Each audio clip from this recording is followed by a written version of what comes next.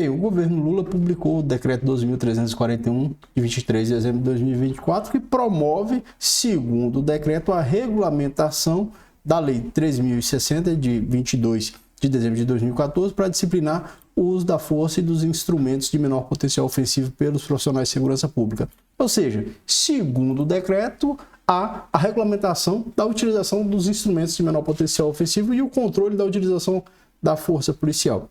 Por que esse tema está em alta? Bom, os governadores de estado que fazem parte da oposição ao atual governo Lula e parlamentares também da oposição, como a gente pode ver aqui na revista Oeste, criticando massivamente.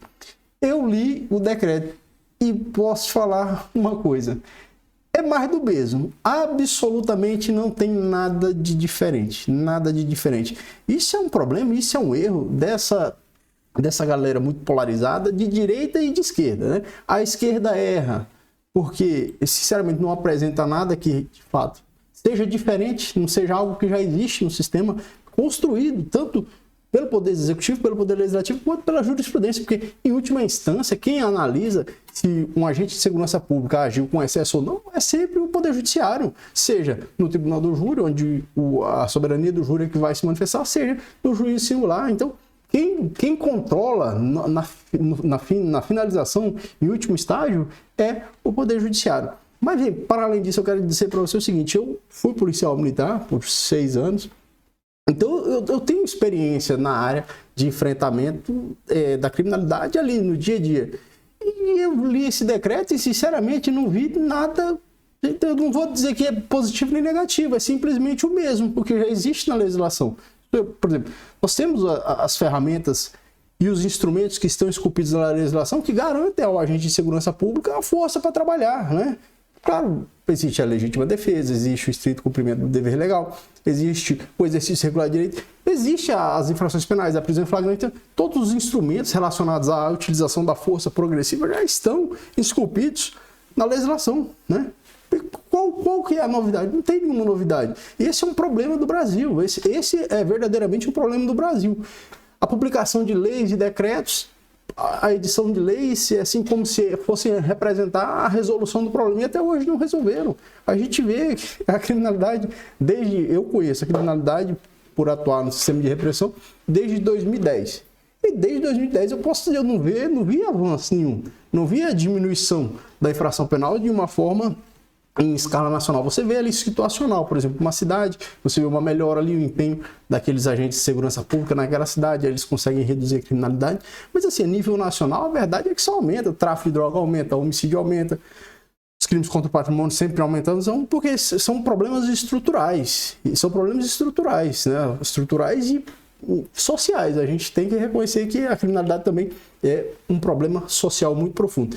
Mas voltando aqui a esse decreto, para a gente ver, cara, aqui não tem nada de novo, né? Não tem absolutamente nada de novo. O que regula ou deve orientar o agente de segurança pública por ocasião da utilização da força? Ora, a legítima defesa, né? É a legítima defesa. Porque a força é empregada, aquela força além da necessária para conter o indivíduo e fazer a prisão, aquela força que pode resultar em um ferimento, uma lesão ou a morte daquele agente, ela é empregada somente em legítima defesa. E é evidente. Isso vale tanto para os agentes de segurança pública quanto qualquer pessoa do povo, claro. E quem verifica, Flaviano, se ali naquela conduta houve o excesso ou não? É o Poder Judiciário, e o Poder Judiciário faz isso com base naquilo que está na legislação, artigo 23, 24, 25 do Código Penal. Então, não tem mistério, né? Não tem mistério. O bom senso, né? Ele é intuitivo.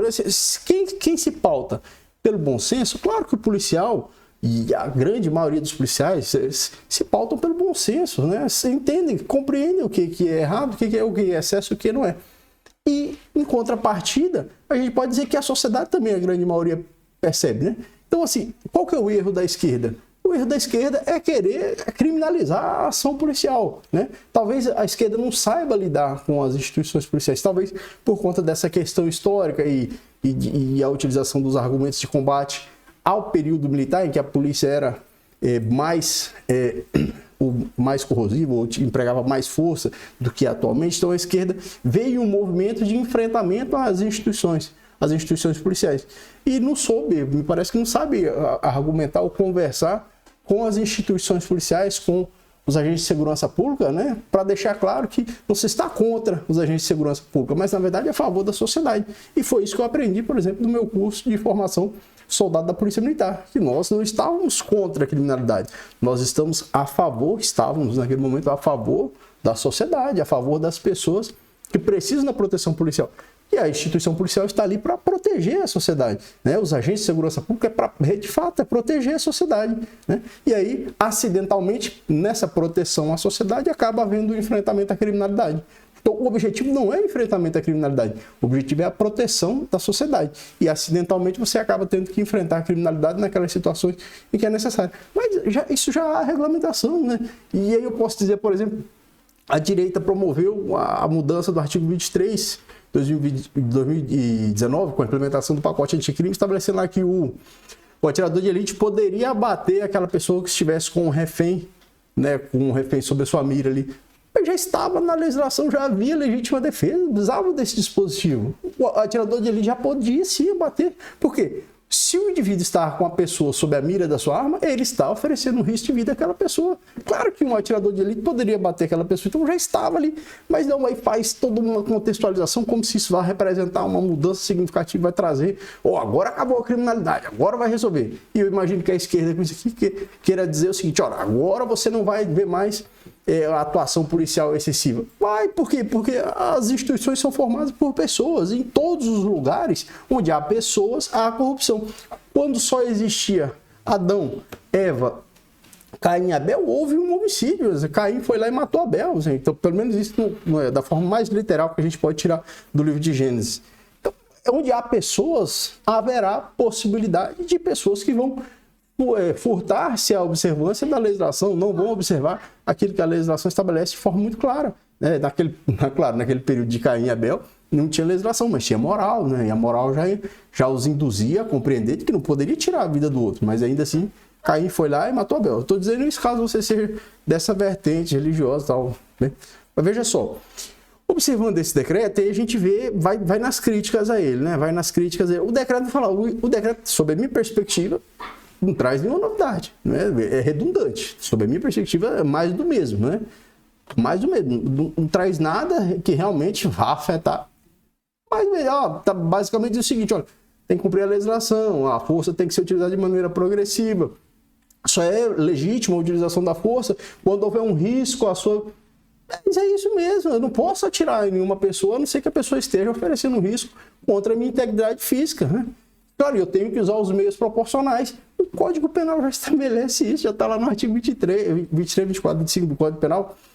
Então já tem ali os elementos da legítima defesa, né? Considera-se legítima defesa quem opõe-se ali a uma injusta agressão utilizando os meios necessários, o moderado. Então tem que ser os meios necessários, os meios moderados. Não tem mistério, não tem absolutamente mistério nenhum isso aqui. É mais do mesmo, né? É uma repetição. E aí vem uma coisa que é do Brasil, que é essa coisa de repetição legislativa, ou de promulgação de leis, decretos, nesse caso aqui, ato normativo em sentido amplo, que quer causar uma impressão na sociedade que, olha, agora vem aí a solução. E não vem, né? Eu conheço segurança pública desde 2010 e vejo com toda certeza aqui. Mas vamos ver essa crítica aqui, algumas críticas aqui na Revista Oeste. A Revista Oeste é uma que me parece ser total oposição ao atual governo, seria de direita, né? Ela sempre traz notícias aqui bastante críticas ao atual governo. Ela diz, olha, a oposição critica decreto de Lula que limita a atuação policial. Na prática, o texto garante poderes ao ministro Ricardo Lewandowski para criar novas regras sobre o uso da força sobre agentes de segurança. Deputados federais criticaram o decreto publicado pelo presidente Lula nesta terça-feira, 24, o qual determina novas regras e limita o uso das forças de segurança pública no país. Na prática, o decreto garante poderes ao Ministério da Justiça e Segurança Pública, comandado por Ricardo Lewandowski, para criar regras sobre esses temas. O texto publicado no Diário Oficial da União centraliza no Ministério a responsabilidade por criar normas complementares sobre o tema. Entre as principais mudanças que está o uso de armas de fogo, que deve ser a última alternativa para a Agência de Segurança Pública. Mas o Código Penal já nos traz isso. a mínima compreensão intuitiva e de bom senso ali a partir do Código Penal, a melhor doutrina já vai sugerir isso. Você só pode empregar a força quando realmente houver ali um risco iminente à sua vida ou à vida de terceiro, ou um risco à sua integridade física ou à integridade física de terceiro. E está no Código Penal, e quem faz a última análise é o Poder Judiciário. Aí continua, o decreto também proíbe disparos contra pessoas desarmadas em fuga e veículos que furarem bloqueios policiais, salvo risco à segurança de terceiros ou ao próprio policial. O uso de armas só será válido se houver risco ao profissional de segurança pública ou ao terceiro. Hoje já é assim, meus caros. Pô, se o indivíduo está fugindo, eu não posso atirar no indivíduo, a não ser que ele esteja atirando no meu sentido. Bom, aí sim, ele está oferecendo um risco. Ou se ele estiver indo com o veículo para cima de uma outra pessoa, ou seja, ali ele oferece risco à integridade física de outra pessoa. Já é assim, se o indivíduo está correndo por correr, é claro que não se pode atirar no indivíduo. Então, não precisava, se você me perguntasse isso há 10 anos, eu te diria, olha, o Código Penal não admite que você utilize a legítima defesa para atirar em uma pessoa que está fugindo. Isso vale para um agente de segurança pública, não vale para uma pessoa, não tem novidade, né? Então esse decreto, nessa parte, é inócuo. Não tem novidade nenhuma, não traz nenhuma modificação nessa parte. Já é assim. E eu te digo, em última instância, quem analisa isso aí é o Poder Judiciário. Né? Quem que analisa o fato sob a perspectiva da lei, aquilo que está no Código Penal, é o Poder Judiciário. E o excesso praticado por um agente de segurança pública é verificado através da legislação do Código Penal. Quem vai verificar se houve excesso ou não é o Poder Judiciário. Aí, ó, deputados criticam o decreto de Lula. Parlamentares de oposição ao governo Lula criticaram o decreto. Silvia Waipe, sei lá, afirma que o documento vai interferir na eficácia das operações policiais e reflete sobre o objetivo das novas medidas. Por que o governo insiste em limitar o poder de nossas forças policiais, justamente em um país onde a criminalidade está fora de controle? Indaga a deputada. Em vez de fortalecer quem nos protege, o decreto parece criar facilidades para os bandidos, enquanto desarma e engessa a polícia. O foco do governo Lula está claro: atacar quem combate o crime, ao invés de enfrentar a bandidagem. Aqui, apesar de eu não ver sentido nessa afirmação, mas é isso que está posto hoje em dia.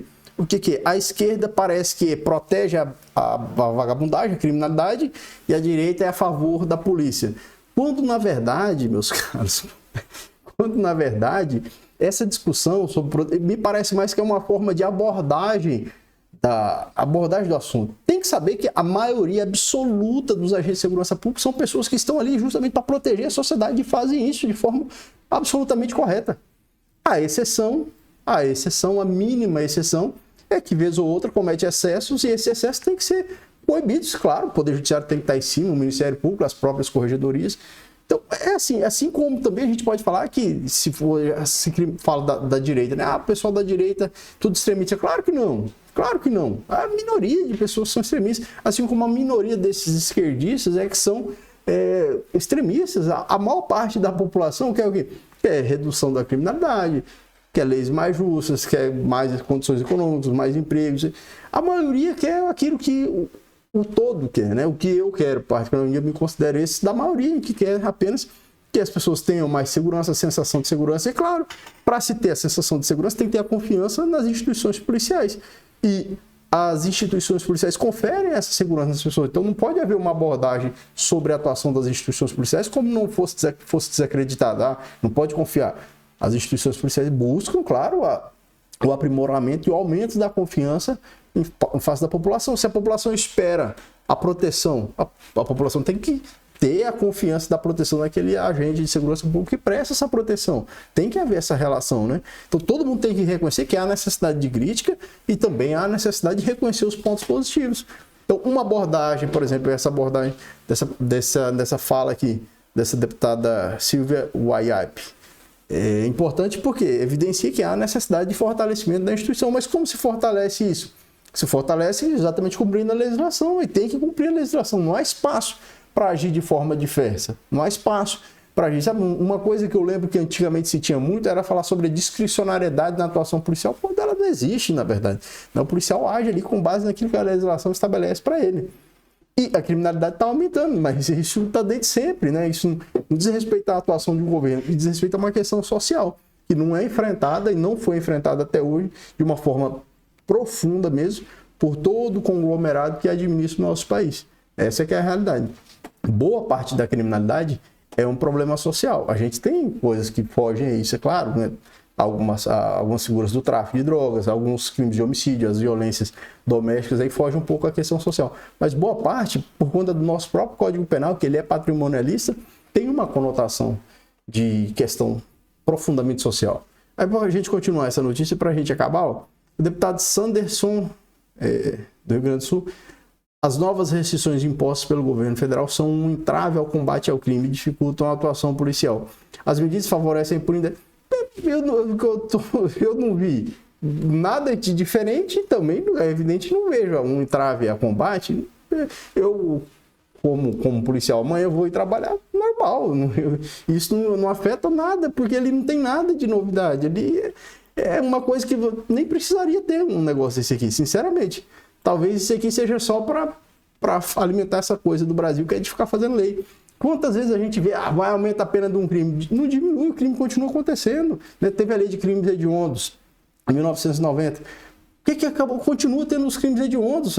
Tem uma política de inflação legislativa no Brasil. E aí, quando eu falo inflação legislativa, produção de atos normativos. Né? Sempre vem um ato normativo e diz, agora vai resolver. Não resolve, porque ninguém vai resolver assim um problema tão profundo como existe no nosso país. Olha a questão das violências domésticas familiares. Em 2006, nós tivemos a edição e sanção da Lei Maria da Penha, 11.340, de 2006. Diminuiu a violência doméstica? Não, aumenta e cada vez vem novas edições, novas modificações da Lei Maria da Penha, tentando diminuir a violência doméstica. Ela só continua aumentando, ou é estabilizada ou aumenta. Tá, você pode ter ocasionalmente ali um mês ou outro que seja daí uma diminuída, mas no geral, a gente não pode dizer que ela está diminuindo. Na atividade policial, eu vejo a maior parte das infrações penais que chegam relacionadas à violência doméstica familiar. Então resolveu? Não resolve. Por quê? Eu acho que se sabe que essa inflação legislativa não vai resolver. Se não houver uma promoção de uma reestruturação social, numa questão em que consiga, por exemplo, ocupar a molecada com escolas, né, para tirar elas de se encantarem por a criminalidade, ou seja, se encantar pela subcultura delinquente, subcultura do crime, que é isso que acontece. A molecada, você vai em determinada área, a molecada ali não tem nenhuma referência, às vezes não tem uma referência paterna, uma referência materna, algum é órfão, então a molecada cresce tendo como referência um traficante, bandido, um faccionado. Não tem como a gente dizer que isso não é uma questão social. E veja, o enfrentamento com a lei é positivo, claro, tem que endurecer as penas, tem que ficar preso. Mas não resolve, e não tem resolvido. Eu digo o exemplo que eu posso citar para vocês da Maria da Penha. Né? Quantas vezes a Lei Maria da Penha foi modificada agora, acabaram de implementar outro crime, botaram o crime de stalking aos 2, 3 anos, o crime de perseguição, o crime de dano psicológico à mulher. E continua, não tem jeito. O casal lá, o homem vai e acaba cometendo a violência contra a mulher. Por mais que o Estado venha, mete lei, bota a lei em cima, edita a lei, faz política, não resolve. Por que não resolve? A edição de lei não está resolvendo. Então, só se você vai colocar todo mundo na cadeia e jogar a chave fora, né? Aquele lá não vai cometer mais. Mas aí vai vir outros que cometerão as infrações penais. Mas vamos para terminar. Esse tema aqui é um negócio... É complicado, né? É complicado porque muita gente ainda acredita nessa coisa de nova lei, fez uma nova lei, um novo decreto. Eu posso falar, não vai resolver, não resolve assim, não resolve. Primeiro que é um negócio difícil, né, de resolver. Problemas sociais, é aquilo que eu digo. Você pode botar a polícia no bairro todo. Dentro do lar você ainda pode ter a prática de infração penal, porque a polícia não vai estar dentro da residência do indivíduo. Então ele ainda pode cometer uma violência ali contra a mulher dele, pode cometer um abuso contra a dignidade sexual de um menor de idade que ele esteja. Então, ainda assim você não vai conseguir. Aí eu te volto àquele exemplo, de forma literal, como o livro de Gênesis nos diz, Caim e Abel, só tinha Caim e Abel, Adão e Eva, e Caim foi lá e matou Abel. Né? Porque o ser humano, infelizmente, ele ainda sucumbe ao mal, né? Aí o deputado Rodolfo Nogueira, do PL, ainda alertou sobre a necessidade de respaldo aos agentes de segurança pública.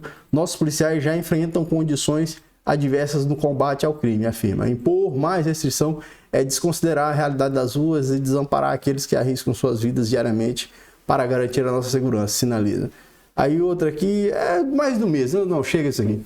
é mais do mesmo. O vídeo já deu 20 minutos, é mais do mesmo. Posso falar a verdade? Esse decreto não traz nada nada que já não exista, nada que o Código Penal, com base na Constituição, já estipule. Não tem nada, tá tudo ali no Código Penal já. A utilização. Por quê? Porque a utilização da força pelo policial, pelo agente de segurança pública, não é um exercício da legislação, não é o estrito cumprimento do dever legal. Na verdade, ela é uma figura da legítima defesa, e quem, em última instância, analisa se foi legítimo ou não, se houve excesso ou não, vai ser o Poder Judiciário. Se isso chegar ao Poder Judiciário, se o Ministério Público provocar o Poder Judiciário, né? Então aqui é mais do mesmo, aqui não tem nada de novidade, nada de novidade. E, meus caros, olha, se eu pudesse sintetizar, e se você chegou até aqui, eu quero que você comente. Se eu pudesse sintetizar isso, e claro, acaba sendo uma opinião, mas eu trabalho na segurança pública desde 2010. Então tenho uma experiência, né, por conhecer na prática. Posso te falar? A legislação já está ali. Sempre com essa coisa de vai fazer uma nova lei vai resolver, não resolve. Nós tínhamos uma lei de drogas, em 2006 veio uma nova lei de drogas, resolveu o tráfico de drogas, não resolveu. Ah, o usuário está solto, não resolve. Você não vai conseguir acabar com a criminalidade. Claro, você pode diminuir. Um passo bom, aí você pode falar, Flaviano, tá, você está dizendo que não vai resolver, o que resolveria? Começar a ficar preso, né? Infelizmente, se o Estado já verificou que ele não é capaz de ressocializar as pessoas que sequer foram socializadas, então tem que ficar preso.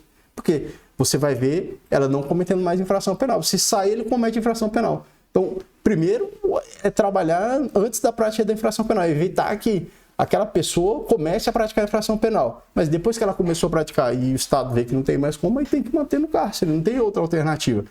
A pessoa não vai ser ressocializada. A reincidência mostra que não tem havido a ressocialização no Brasil. Então, qual que é a alternativa? A alternativa é manter a pessoa presa. A pessoa deve e continue presa. Tá certo? Você chegou aqui, coloque aqui o seu comentário, se inscreva no canal e até o próximo vídeo.